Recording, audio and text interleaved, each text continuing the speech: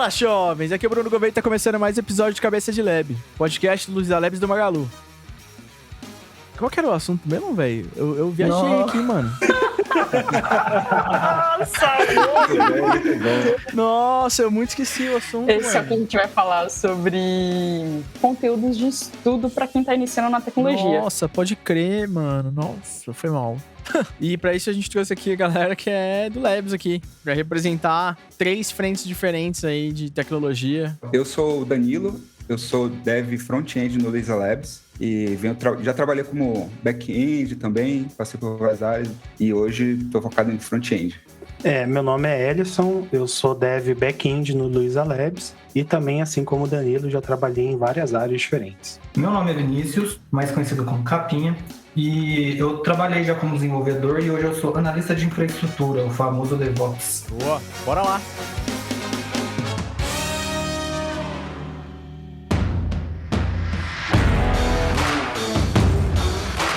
Mas e aí, quem tá começando? O que é legal estudar, assim? Bom, eu acho que para a carreira de back-end, isso depende muito da linguagem, né? Do que você vai estudar primeiro. Mas eu particularmente enxergo alguns caminhos, né? Eu acho que todo mundo aí que fez algum tipo de curso nessa área acabou aprendendo um pouco sobre algoritmo, estrutura de dados, lógica de programação e etc. Porque não importa muito a linguagem que você vai usar, esses temas são bem comuns, né? Você vai ter que todos os dias montar algoritmos, pensar em lógicas para poder resolver os problemas, né? Então, eu acho que isso é meio que o básico para qualquer caminho. Depois, evidentemente, dá para a gente aprender alguma linguagem, seja lá qual for a que você goste mais, né? Normalmente eu vejo as pessoas começar tanto com Python quanto com JavaScript. JavaScript tem até uma vantagem maior que dá para aprender, front-end também, né? E aí, você aprendendo essa linguagem, você aplica esses conceitos que você aprendeu de algoritmo, estrutura de dados e lógica de programação usando a linguagem. E não necessariamente outras linguagens vão, assim, fazer do mesmo jeito, né? Algumas linguagens têm algo diferente das outras, né? Mas na carreira, assim, de back-end, eu acho que esse é um bom começo. É interessante a gente falar de desenvolvimento quando a gente fala de infra também. Quando a gente fala um pouco de DevOps, a gente vira um pouco para o lado do operacional e também fala do lado de desenvolvimento. Então, não tem como você trabalhar com a metodologia do DevOps sem trabalhar pelo menos com uma linguagem de programação. E é interessante a gente pensar no Python como essa linguagem que está conversando com todo mundo. Então, a gente pode trabalhar tanto com o back-end no Python, quanto com uma automação, que é o grande foco da tecnologia do DevOps. Então, quando a gente fala de o que estudar para você começar na carreira de DevOps, a gente pensa muito no lado de desenvolvimento, pelo menos o básico de uma linguagem de programação, e também tem o fato de você lidar bem com Linux, trabalhar com sistemas operacionais. Você não precisa ser expert em comandos Linux, em data center, storage, mas é interessante que você saiba o conceito, como funciona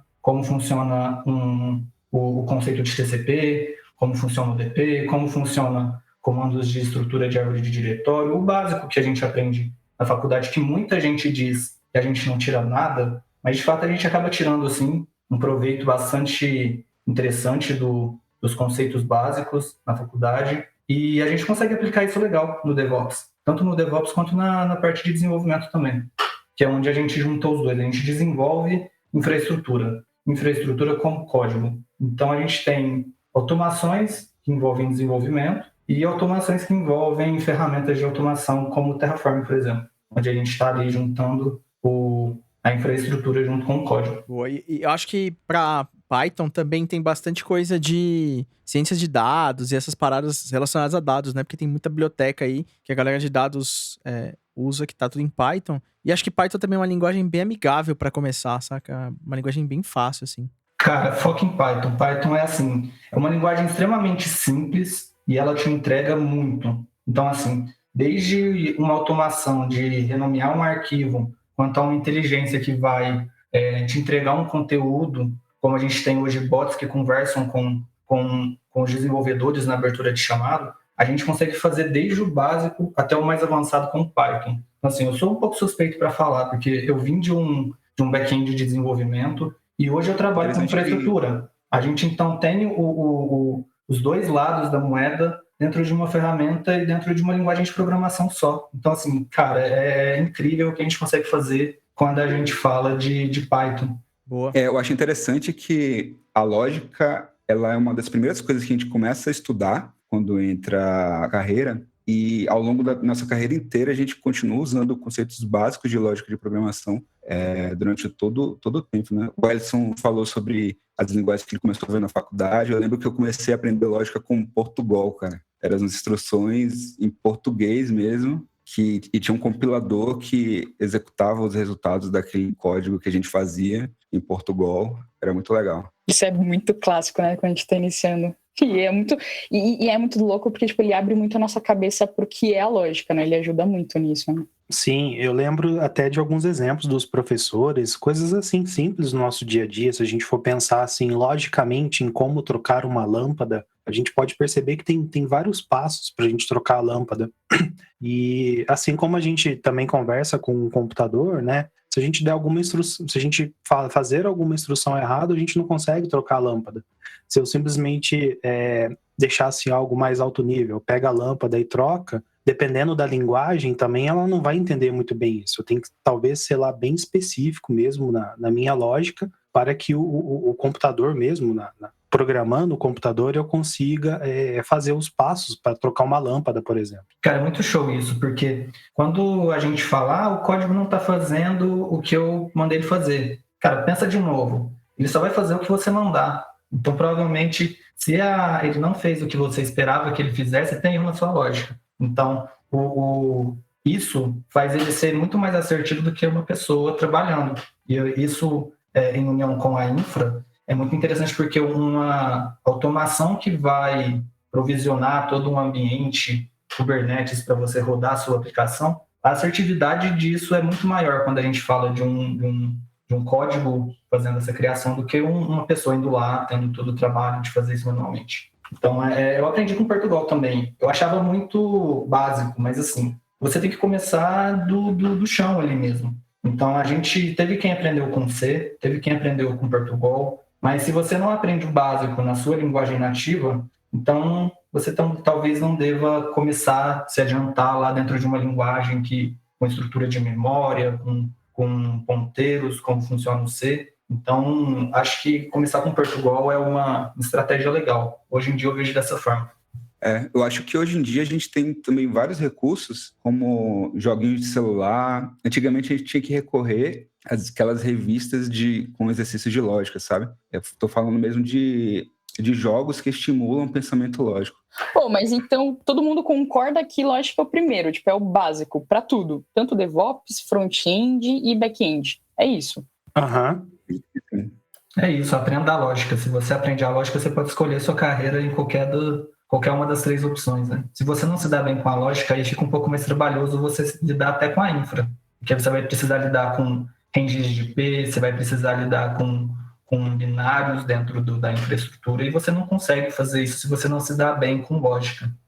E além dessas, da gente pensar em como a máquina funciona, né, em qualquer área, a lógica também ajuda a gente a resolver problemas. Seja no back-end, seja como DevOps, seja como front-end, o nosso trabalho é criar soluções de software para resolver problemas. E aí, tendo esse raciocínio lógico, a gente consegue pensar em soluções melhores para esses problemas. Acho que a forma da gente trabalhar solucionando problemas com código, eu vou até ficar um pouco repetitivo, mas a forma como o desenvolvimento vem para agregar na infraestrutura é surpreendente. Assim. Quando a gente fala de automação, 90% da automação é você literalmente colocar a mão ali no código e desenvolver o que vai ser feito. Então, desde o build de uma aplicação em .NET, ou desde a criação de um pacote em Java, tudo isso, quando a gente lida com solução de problemas, a gente torna um ambiente muito mais escalável, torna um ambiente muito mais assertivo e muito mais fácil de ser provisionado quando a gente lida com código junto com a infra. Muita gente, às vezes, torce um pouco o nariz quando a gente fala que você precisa desenvolver para você entrar dentro do DevOps. Mas é complicado, porque quando você não lida com código, você vai ficar se rendendo a fazer tudo de forma manual ou se rendendo a a lidar com comandos o tempo todo em cadeia para você subir um ambiente. Então, a gente tem que tirar o máximo possível de proveito que a gente tem em uma linguagem, em um conhecimento de lógica, para a gente também conseguir aproveitar o nosso tempo, né? A gente trabalha com um tempo reduzido, quando a gente fala de projetos, um tempo limitado, e a gente precisa aproveitar melhor o tempo. Então, por que a gente vai fazer tudo manualmente se a gente pode pôr a máquina para trabalhar e ficar assistindo, né? A graça de tudo é você assistir seu código funcionar ali e no final sair tudo certinho. Ou não, nem sempre sai tudo certinho, né? Caraca.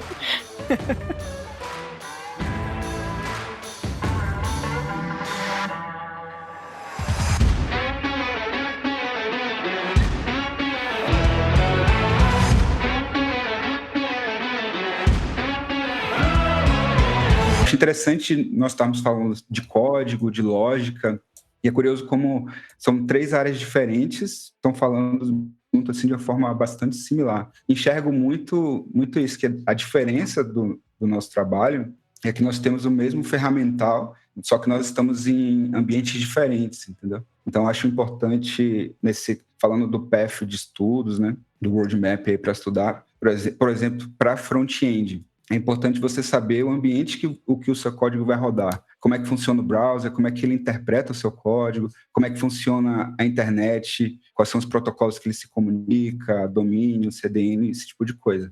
Eu acho que assim, não que você vai lá e vai desenvolver algo em, por exemplo, protocolo HTTP na mão, mas esse ponto que o Danilo falou, eu acho também um ponto super importante, porque a gente sabendo como as coisas funcionam, eu acredito que ajuda a gente a entender melhor.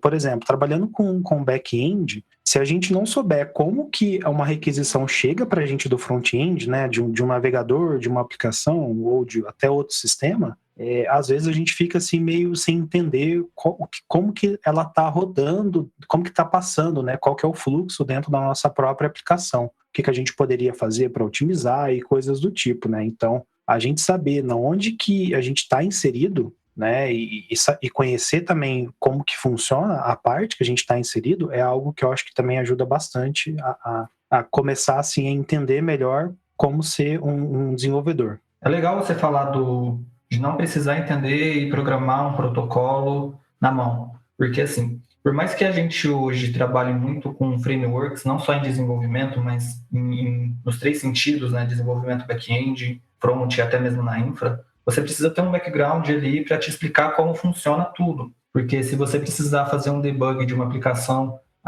dentro de um cluster Kubernetes, por exemplo, você vai precisar entender o protocolo HTTP, você vai precisar entender ranges de IP, resolução de DNS, você vai precisar entender um pouco do tráfego de rede, entrega de pacotes, TCP, UDP. Esses conceitos básicos, você não vai conseguir fugir deles. Então, você vai precisar entender pelo menos como eles funcionam para você conseguir usar o seu framework e conseguir pôr a sua aplicação funcionar do jeito que ela tem que funcionar. Senão você vai trabalhar em cima de uma ferramenta que você está no escuro. Você sempre vai contar com ela funcionando, mas não é assim que funciona. Às vezes vai ter um bug, às vezes você vai desenvolver um código que vai te dar um resultado diferente do que você espera. Você precisa realmente entender o que está acontecendo ali, entender o ambiente todo onde ela está rodando para você conseguir resolver seu problema.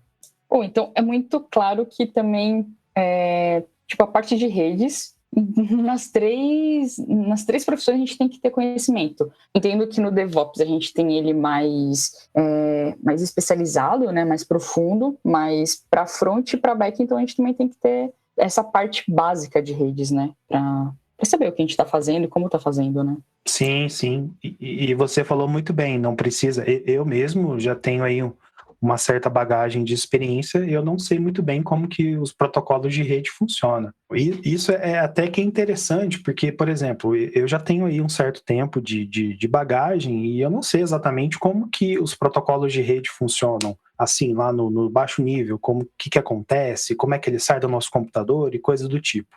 Eu sei um pouco por cima como que ele funciona. Por exemplo, a gente tem aí o protocolo IP, né, que a gente manda uma mensagem, seja para um site, para outra aplicação, para qualquer lugar, e a gente recebe uma resposta dessa mensagem. Então, sempre vai ocorrer esse tipo de comunicação. Eu mando uma mensagem e recebo uma resposta. Já existe um outro protocolo, que é o UDP, que eu mando a mensagem e eu não espero uma resposta. Por incrível que pareça, pode até ser que a aplicação de destino não receba essa mensagem, e ela fica meio que presa, solta no limbo. Algum nó da rede acaba apagando essa mensagem e a gente fica sem a resposta. Fora vários outros protocolos que existem, né? Aí a minha dúvida é, a gente como back-end, falo a gente porque eu também sou desenvolvedora back-end, mas quanto você acha que a gente tem que se aprofundar nisso? E aí, Dan, Vinícius, o que vocês acham? Eu acho que, assim, depende um pouco do business. Se você trabalha num business que mexe bastante com rede, então acho que você vai acabar tendo que se aprofundar bastante. No nosso caso, como trabalhamos aqui no Magazine, eu estou trabalhando no time de pagamentos, né? Esses protocolos de rede não é algo assim que a gente precisa realmente destrinchar lá bit a bit para conseguir fazer nossa aplicação funcionar. Então, tendo um conhecimento assim mais básico já ajuda bastante, porque com esse conhecimento a gente consegue decidir qual que seria a melhor forma de comunicar com um parceiro ou com até uma aplicação dentro mesmo do próprio ecossistema da empresa. Vocês tocaram um ponto interessante aí, quando o Alisson falou do depende do business, né? Porque a gente não tem como colocarmos aqui um roadmap para quem está começando agora na área e seguir aquele roadmap, vou estudar esse framework, vou estudar essa linguagem. Muitas vezes a gente começa com uma linguagem, às vezes na faculdade, às vezes a gente pega uma dica por uma linguagem ser mais fácil, mas aí a gente entra na empresa, aí os problemas reais começam a direcionar os nossos estudos, né? Muitas vezes até para onde a gente vai direcionar a nossa carreira. Cara, é interessante como isso faz sentido, porque assim, o mercado, cada empresa trabalha de uma forma diferente. E eu tenho 8 anos de Magazine, desde TI corporativa, passando para a Luiza Labs. E eu vejo como o ambiente mudou como um todo. Lá atrás, quando a gente falava de infraestrutura, quando a gente era TI corporativa, há uns 7, 8 anos atrás, a gente não entendia código dentro da vida da pessoa que lidava com Linux. Então, hoje já é um ambiente totalmente diferente. Hoje você não consegue lidar de forma fácil com a máquina sem entender pelo menos o básico de uma lógica de programação. E, principalmente para a gente que está dentro do Labs, a gente está sempre exposto a mudanças de ambiente, mudanças de hierarquia, mudanças de estrutura, e a gente tem que estar sempre preparado para se adaptar ao ambiente. E como a gente trabalha hoje com ambientes com vários tipos de recurso, várias tecnologias de banco, é interessante como o DevOps aqui dentro, ele tomou uma proporção diferente do que o mercado coloca como DevOps. Eu, por exemplo, tenho um back-end assim, de infra, Linux, automação com Terraform, automação com Ansible, scripts em Python, coisas do básico de infraestrutura. Só que a gente está sempre exposto a coisas novas. Então, eu trabalho um pouco com resolução de problemas em MongoDB, troubleshooting de banco de dados MySQL, trabalho com on-premise, trabalho com vários tipos de tecnologia que nem sempre são aquelas tecnologias que fazem parte da stack de infraestrutura, aquele pacote fechadinho. A gente não tem um pacote fechadinho para falar de DevOps, por exemplo. Está o tempo todo mudando, cada empresa vai trabalhar de uma forma diferente, mas a gente tem aquele core, assim, você vai precisar entender um pouco de programação, você vai precisar entender um pouco de infra, e se possível, você precisa entender também um pouco de automação e banco de dados também, pelo menos os conceitos básicos ali. Depois que vocês falaram sobre a questão que o business é que vai guiar muito, né? Mas, tipo, uma pessoa que está começando, como ela se baseia, sabe? Tipo, como ela estrutura o que ela precisa estudar? Tipo, olha para o mercado, pesquisa vagas, vai para um curso e vê o que aquele curso está ensinando. Tipo, como a pessoa pode fazer essa busca de estruturar o que ela precisa saber, sabe? O que ela precisa estudar? Bom, quem está começando, às vezes é meio difícil saber exatamente qual caminho quer seguir.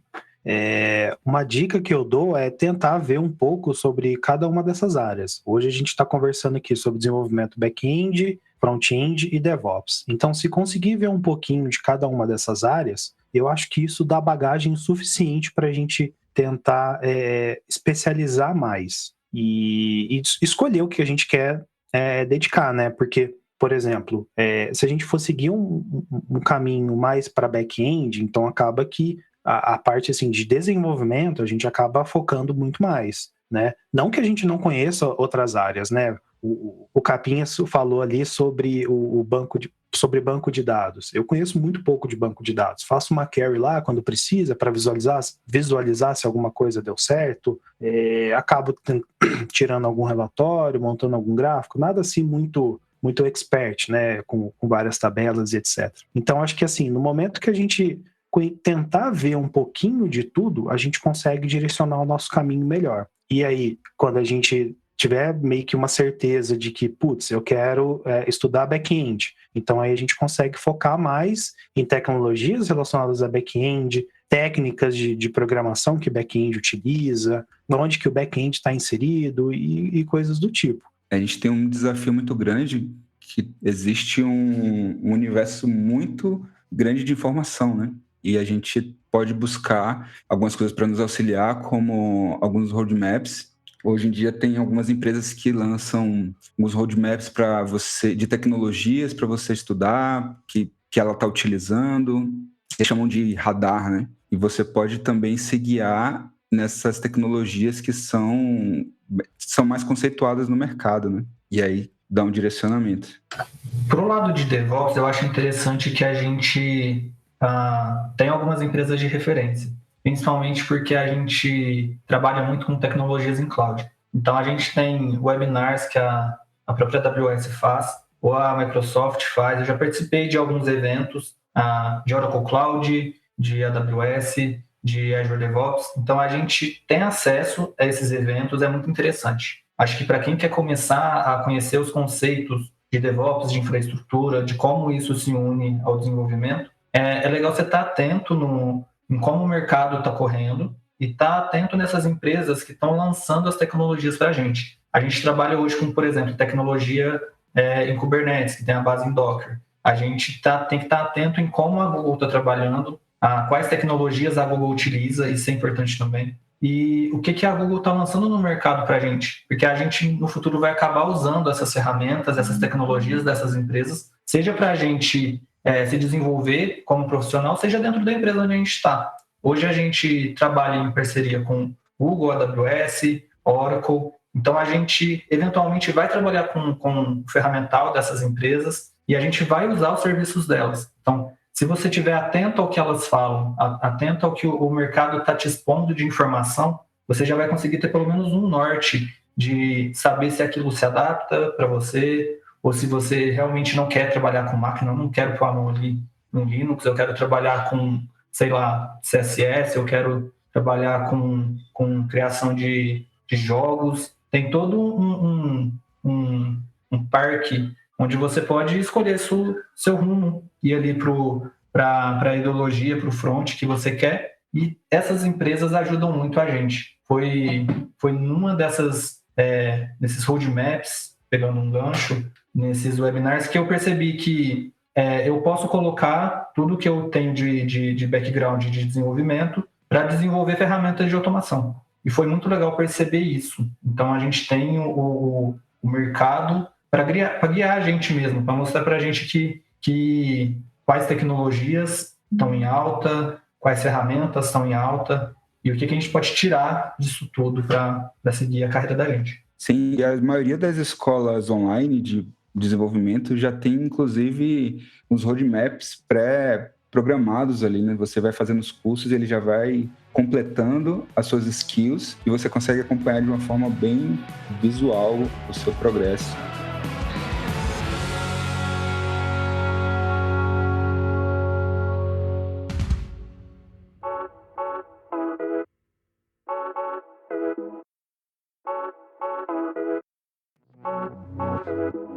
Pensando no ponto que o Vinícius tinha falado sobre como ele se baseia, né, nas empresas, nessas grandes, né, o Google, a AWS, e o que eles vão lançando, a gente tem algumas coisas que acabam entrando aí, que é meio que vamos chamar de hype, né, acaba sempre lançando alguma coisa que fica meio hypado, assim.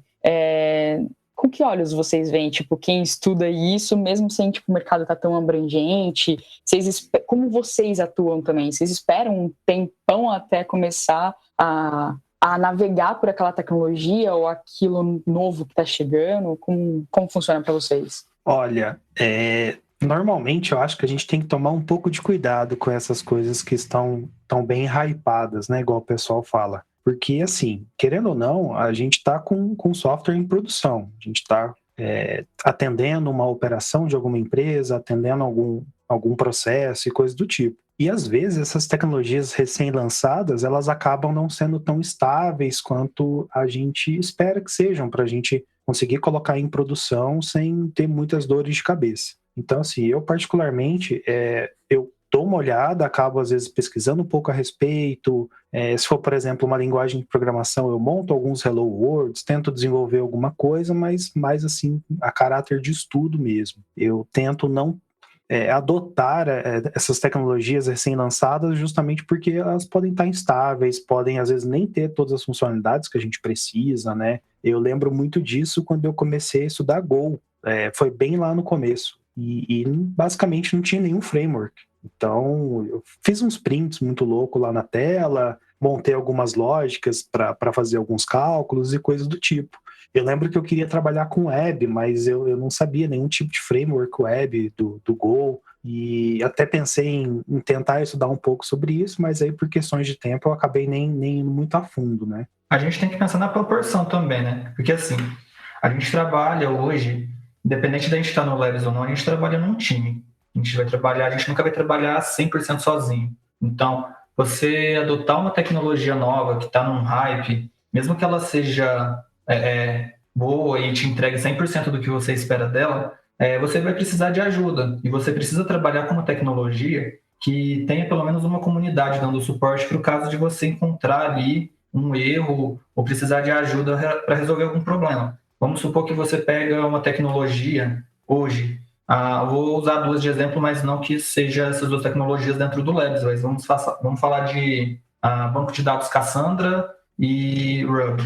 Vamos supor que você desenvolveu todo um stack de ferramentas aí, de back-end, com bots, com relatórios, todos feitos em Ruby com Cassandra. Em algum momento o time vai crescer e você pode não encontrar pessoas no mercado que conheçam essas tecnologias. Então, se você tem um banco Cassandra e você não tem um DBA que consiga te dar suporte para essa tecnologia de banco, você está pondo em risco a sua aplicação, porque você vai chegar num ponto em que ela pode ter uma instabilidade e você não vai conseguir sozinho ou com o time que você tem, ou ela de pé. Então, é legal que você fique atento não só no uso do mercado, mas dentro do uso da própria empresa, porque aí você vai ter pessoas para te dar suporte num eventual problema ou numa continuidade da aplicação que você desenvolveu. E muitas vezes vem tecnologias para resolver um problema muito latente, né? No front-end, por exemplo, nós, alguns anos atrás, sofríamos muito porque nós não tínhamos um framework que desse liberdade, desse possibilidade de ter mais desacoplamento. Eu comecei numa época em que front-end não era muito desassociado do desenvolvimento de back-end. Então, com o passar dos anos, a comunidade de front-end foi lançando muitas ferramentas, bibliotecas, frameworks, e que começou a possibilitar a gente resolver problemas que eram muito latentes, né? Então, acho que quando nós temos uma tecnologia, alguma coisa, um framework ou algo do tipo que resolve muito bem esse problema latente, aí eu acho que, como o Vinícius falou da questão de ter pessoas que conhecem aquela tecnologia, aí eu acho que isso nos leva a aprender aquela tecnologia, e aí é natural, porque as pessoas começam a aprender porque aquilo resolve um problema que estamos passando no dia a dia, né? Eu peguei essa mesma época do front-end, né? Quando ele começou a se desvincular mais ainda do back-end. E nessa época, eu lembro que algumas pessoas da onde eu trabalhava comentavam que isso era hype, que não ia ser assim, que não ia funcionar e coisa do tipo, e que não daria certo, etc. E olha hoje como é que tá. Hoje eu não consigo ver o pessoal pensar em aplicações que usam esse frameworks que já montam para a gente o front-end bem acoplado ao front-end, né? Eu vejo mais uma tendência de realmente desacoplar o front-end do back-end. Então, assim... Pode continuar. Então, assim, não é que o hype seja algo ruim, né? Mas, às vezes, uma adoção bem no começo que pode ser algo ruim, tá? A gente não está aqui querendo falar que não adotem tecnologias novas. Não é isso. Que às vezes, assim, no começo pode dar esses vários problemas, a gente pode não ter um suporte adequado e etc. Então, a gente precisa colocar na balança o que quais as vantagens de adotar ou não uma tecnologia. Exatamente, concordo plenamente. Isso é verdade. Até porque você pode ser a pessoa que vai trazer uma tecnologia nova para a empresa. É tudo uma questão de tato, né? Você pode ser a pessoa que vai trazer essa tecnologia e mostrar ela para a empresa e mostrar qual ela pode ser produtiva. Tem os dois lados da moeda.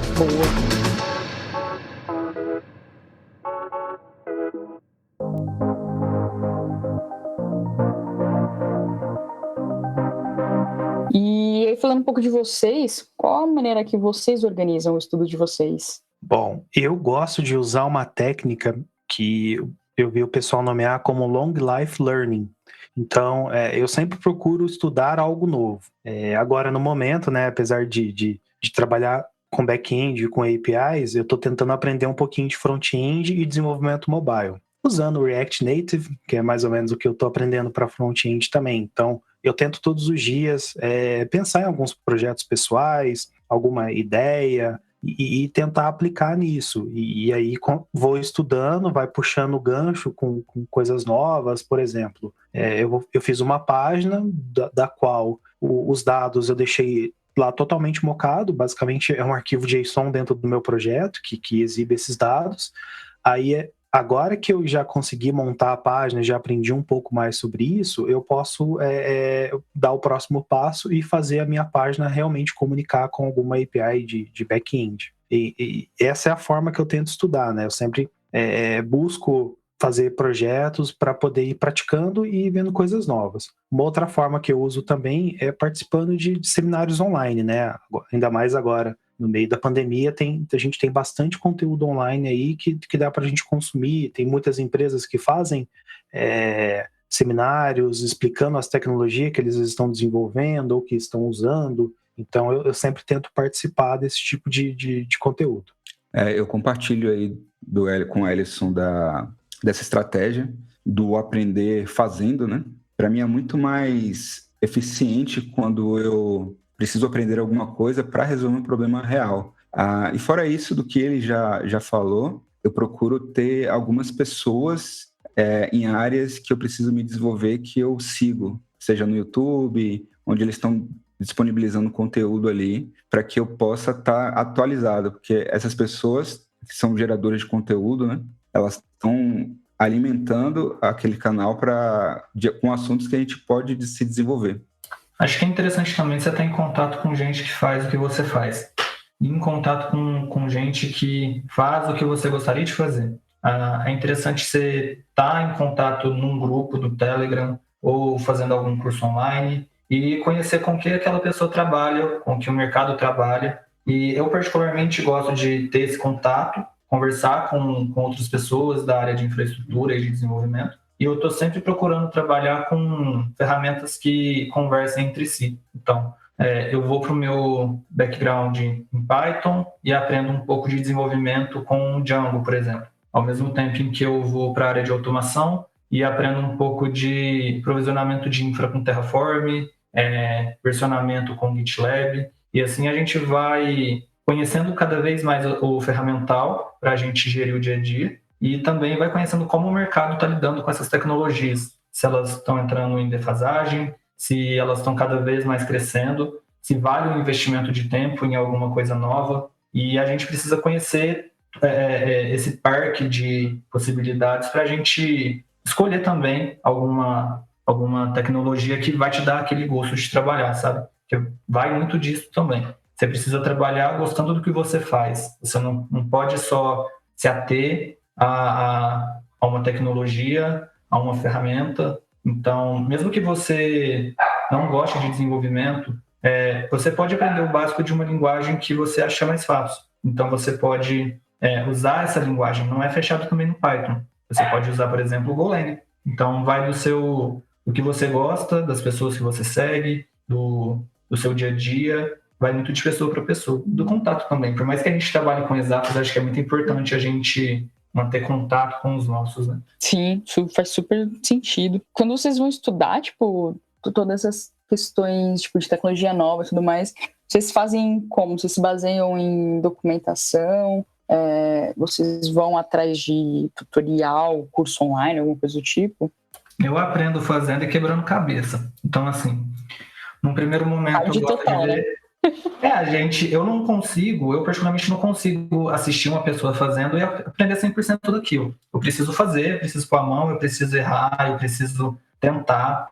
Então, quando, por exemplo, eu vou conhecer uma ferramenta nova, eu tento conhecer, navegar, tentar criar alguma coisa nova enquanto eu leio documentação. E quando eu estiver mais habituado com a forma como ela trabalha, aí sim eu vou para um curso online. Porque aí eu pego um professor que vai me explicar como funciona, mas nisso eu já tenho um conhecimento prévio de como a ferramenta trabalha, então eu não vou ficar naquele ritmo mais lento, eu já vou ter uma bagagem para seguir. Então primeiro eu vou me habituando com o ambiente, percebo como é aquela área, quebra-cabeça, erro, crio um cluster na minha máquina, derrubo o cluster, vou aprendendo como funciona e depois eu parto para conhecer pessoas que trabalham com o que eu estou aprendendo e faço alguns cursos online. Tem muito conteúdo de DevOps interessante na internet. Então, a gente tem acesso a muita coisa legal no curso. Então, a gente pode usar isso depois que a gente já tiver quebrado um pouco a cabeça.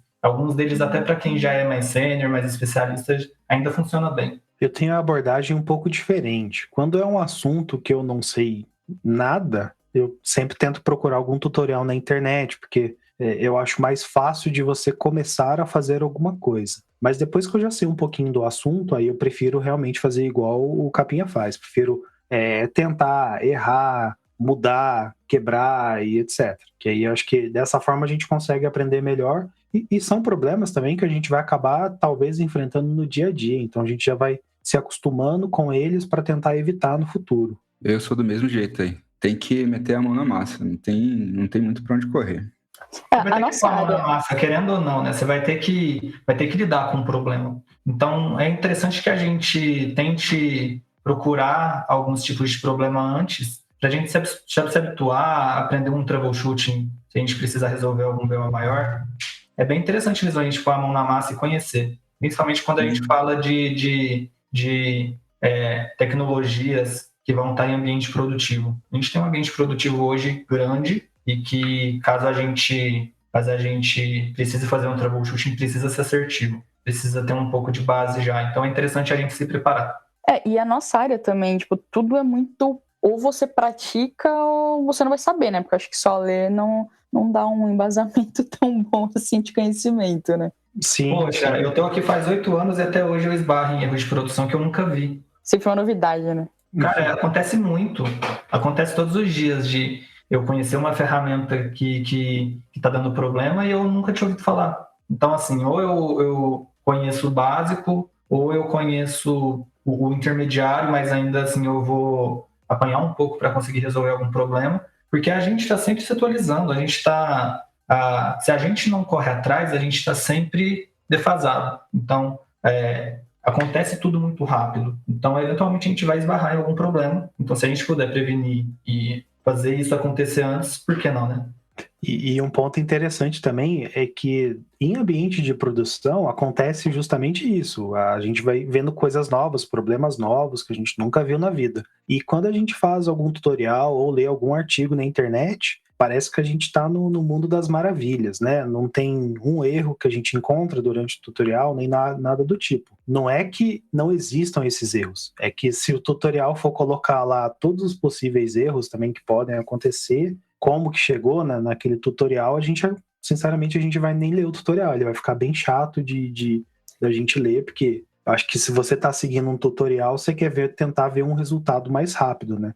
Não, e tem outro ponto, né? O tutorial nunca vai terminar, né? Porque sempre acaba acontecendo coisa nova, né? Querendo ou não. Se for aprender todos os erros e todas as possibilidades de erro de alguma coisa, Enquanto você estudar, quando você acabar, essa tecnologia já não vai estar mais em uso. E viva o Stack Overflow que está aí para ajudar a gente. É verdade, boa. Mas é muito louco a maneira que vocês falaram, como vocês se organizam, assim, para estudar. E eu achei bem interessante, assim. Porque, assim, eu sou uma pessoa que eu também tenho que praticar. Eu tenho só olhar, não funciona muito. Eu tenho que colocar a mão na massa ali. Mas eu tenho... uma das coisas que me ajuda muito no estudo é a leitura. Então, basicamente, tipo, tudo eu tenho livro. E aí, desse livro, eu crio um Trello. E aí, cada tópico eu vou fazendo um cardzinho. E aí, eu vou avançando ele, né, no painel do Trello. E aí, o jeito como vocês foram falando sobre como vocês buscam a pessoa que já tenha o domínio disso, e para vocês partirem para um curso e tudo mais, achei bem louco, mano. Acho que eu vou seguir vocês aí, viu?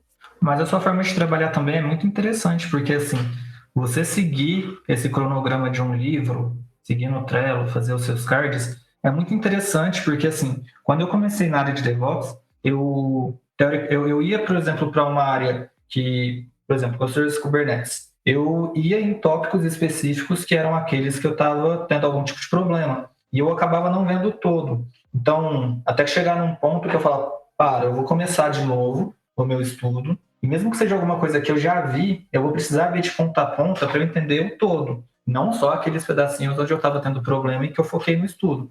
Então, você fazer dessa forma também ajuda muito a você seguir um caminho e não ficar só coletando informações ali. No final das contas, acaba não sendo um estudo completo. Eu sou muito questionadora, então eu sempre quero saber o porquê. Então, eu sempre vou no conceito do negócio. Então, eu sempre desço o nível, assim, não é só execução, eu quero entender como e porquê. É por isso que eu acabo também indo mais para livros, por conta desse... como ele contempla, né? Ele é mais amplo. A ideia da gente também ter assim, uma gestão visual com cards, um Trello, etc., é algo que ajuda um pouco também no nosso psicológico, porque no momento que a gente define lá os objetivos, os temas, e a gente começa a andar com esses temas no nosso quadro, a gente começa a ter a sensação de que, nossa, eu estou aprendendo algo novo, putz, eu vou mudar o assunto, vou aprender mais uma coisa nova, vou desenvolver aquele assunto que eu queria desenvolver, e a gente consegue... e aí, consequentemente, a gente fica um pouco mais feliz também com o estudo. Não fica algo assim maçante, meio que a gente precisa fazer porque a gente é obrigado ou coisa do tipo. Nesse ponto aí, eu gosto bastante das plataformas de curso online, que eles deixam o avanço muito bem gráfico pra gente. E tem as recompensas, né? A gamificação do estudo. Você vai completando, ele vai te dando os selos que você vai completando aquele roadmap. Deixa eu ter um estímulo, né? Porque senão a gente fica com a sensação de que não tá saindo do lugar. E cada vez mais a gente vai se afastando desse estudo. Exato. Competição interna, né? É interessante isso. Você vai ganhar um chocolate a cada capítulo que você passar. Interessante. As armadas têm as insígnias, né? A gente não tem as insígnias para botar no uniforme. Eu acho que nesse sentido de você ter um estímulo, eu acho que o que é aconselhado também, tanto para quem trabalha com infra, mas principalmente para quem trabalha com desenvolvimento, é participar, por exemplo, de hackathons. Você está ali, você está conhecendo pessoas que trabalham com o que você trabalha, você está conhecendo gente diferente, com formas de trabalhar diferentes e que no final das contas vocês vão entregar um produto. Você tem um objetivo bem claro. Então eu acho isso interessante não só para ver como cada um trabalha com tecnologia, mas como é trabalhar num time onde cada um pensa de uma forma diferente. A gente não vai trabalhar sempre com pessoas que vai pensar da mesma forma que você. Então, você tem que estar preparado também para trabalhar com essas divergências de pensamento. Bom ponto.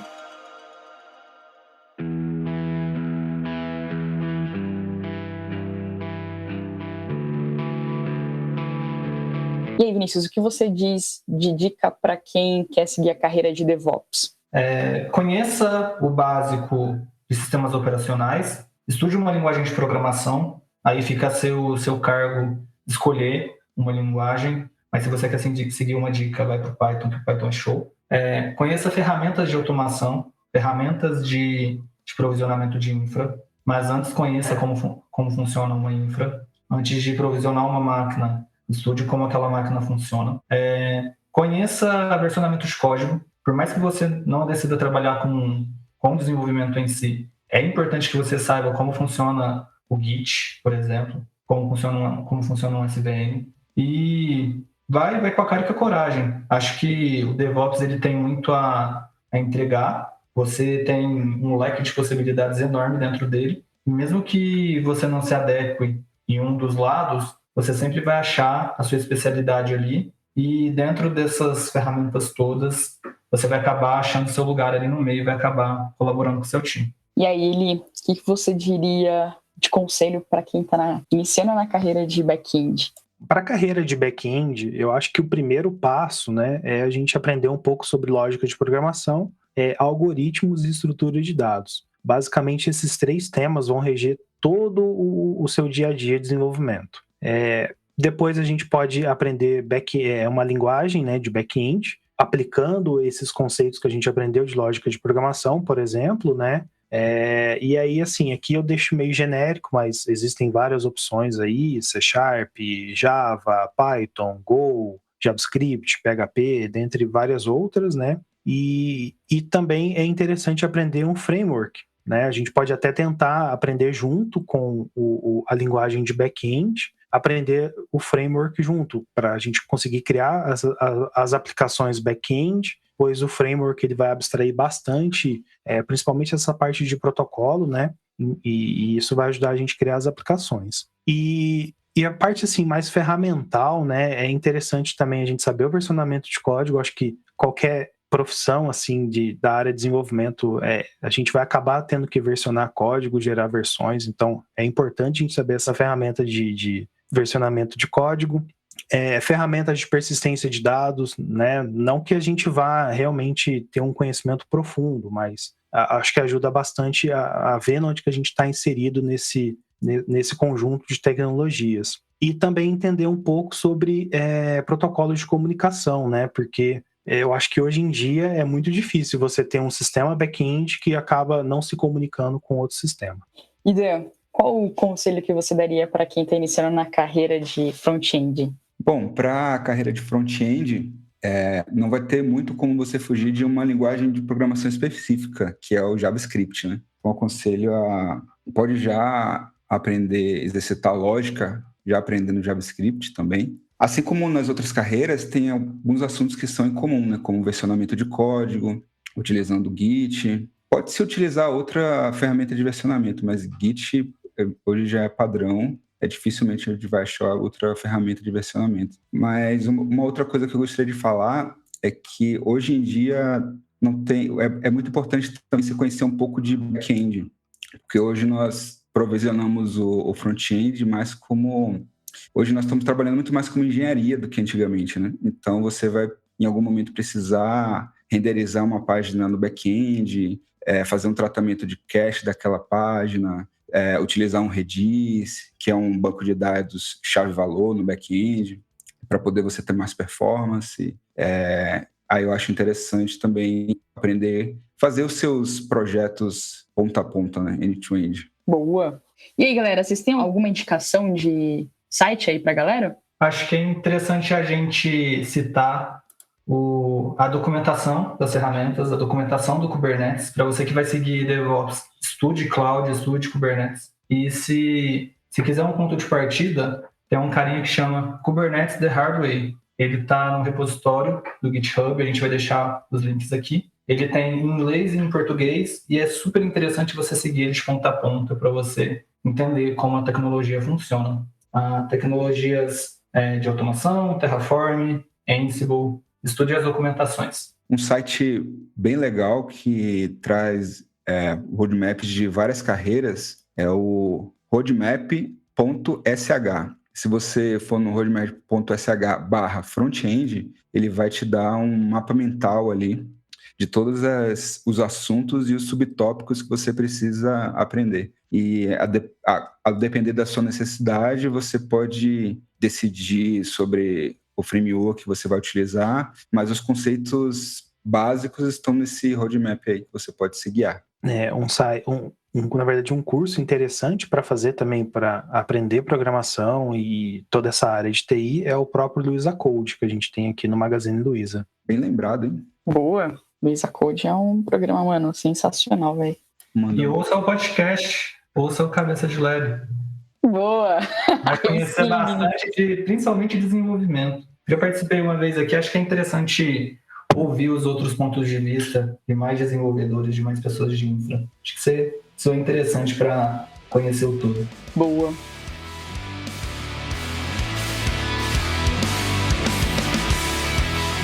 Bom, galera, então é isso. A gente tá no Twitter e no Instagram como @cabecadlab. Eu tô no Twitter como @3cores. Eu estou em qualquer rede social como ElissonMR, ELYSSONMR, tudo junto. Eu estou no Instagram como DanCássio_.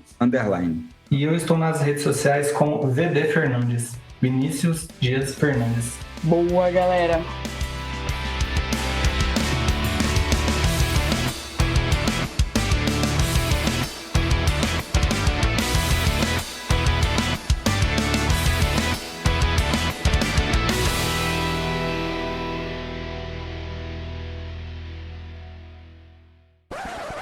Bom, pra quem reparou, eu não participei de boa parte do episódio aí, mas é porque a minha luz acabou. E eu cheguei tarde demais pra participar do resto. Mas BF Governo, LinkedIn, e é isso aí. Valeu se você escutou até aqui, porque quase ninguém escuta. Falou!